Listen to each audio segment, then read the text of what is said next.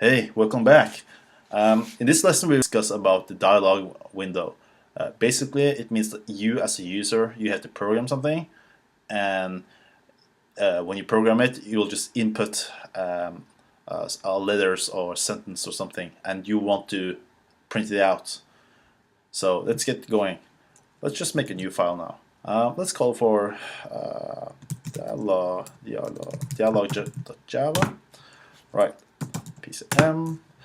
So in order for this to work, you need to import something from Java library in order for this window to work. So you have to write import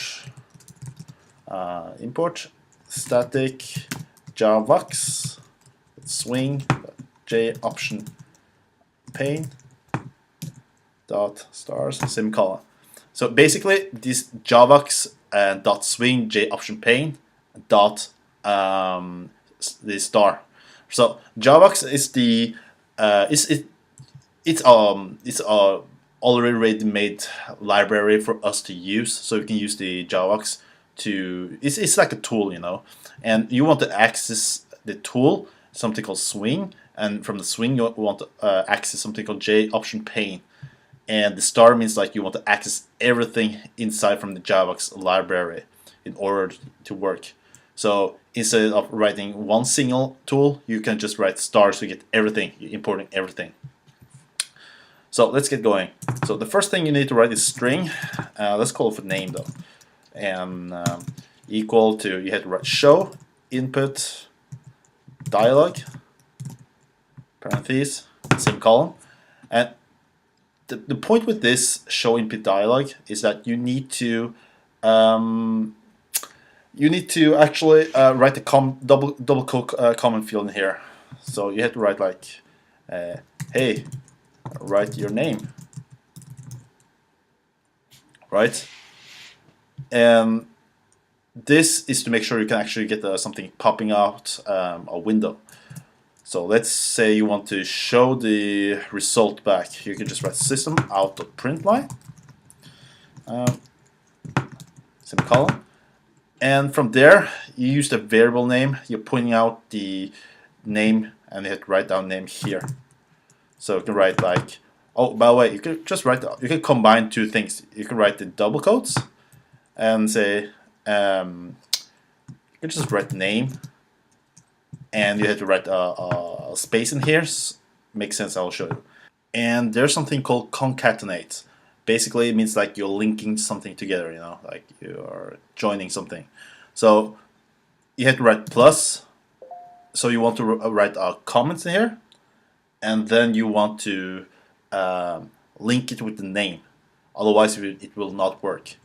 So let's just compile it and run it. See how it goes. Let's write, hey, write your name. Let's write Cody. Okay, you got the name Cody. So this is actually how it works. So this is one way to do it to get the result back here. Let's try something else. Let's try to write show message dialog. You have to write null, and then you can write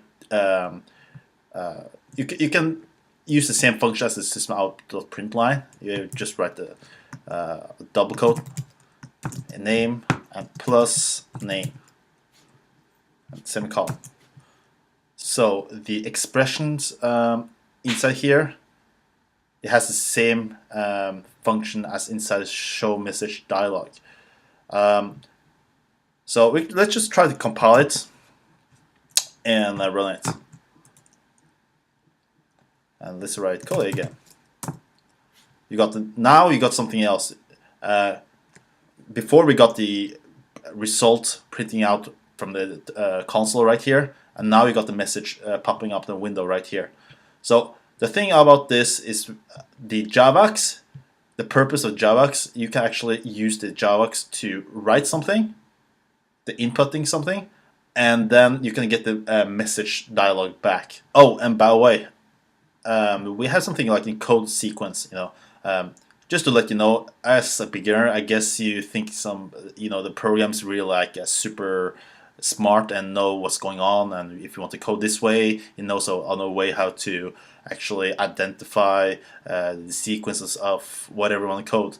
So for example, if actually you see the string name and show input dialog right here, I wrote it at top. Let's just try to cut it and put it down here instead. Let's just try to compile it. It says cannot find symbol.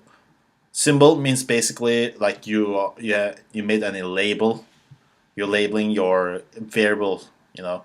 So basically the thing is that the programming starts always from the top and down. It's not like super smart and it's not like, oh, okay, I just moved the string name from top and down, and hey, it's so smart it can just find a way to just program and just identify and know the location right away. Just keep in mind, just be aware what you're doing, and everything should make sense, you know. Let's just go back. And the other part is that we will use a lot of the show input dialog and show message dialog in the future. So just get to know them. Just just memorize how to type it down. Just everything what you do in code, just type everything down. You'll get used to it in time. This is really important. Oh yeah, and the last thing I want to mention, that you can actually combine a lot of things here. I mean, let's just try to write string name2 show input. Oh yeah, you got the shortcut right here, the function right here. Right, so write your name again. Let's just remove this one here. You can just add a plus in here and name2 again. Let's just write plus another name. So just remember, you can just type a space here, so it makes any, you get a spice. Oh, sorry, what did I write here? Illegal expression. Oh yeah, of course, I've got to add a plus here. So see, this is really important. You have to add a plus in here. I'll compile it and run it. And let's Mac Pro. Let's just call for Pro. Mac and under name Pro. So you see, it doesn't make any sense really in the name. So okay, you got to fix something here. You have to actually add a space in here. There we go. Mac Pro. And other cool thing, if you actually want to add another line, since it's actually just one sentence where you want to add the next line, you can write plus. Sorry, it's already plus. You can write the backslash and n and double quote in here, of course, a plus. Now you'll see, it looks more easy for our eyes. Pro. See? Oh, and of course you have to fix the space since it doesn't look really great, but hey, it's okay. You get the idea. So that's it for this lesson, and thank you for watching. Please subscribe and see you in the next lesson. Thank you.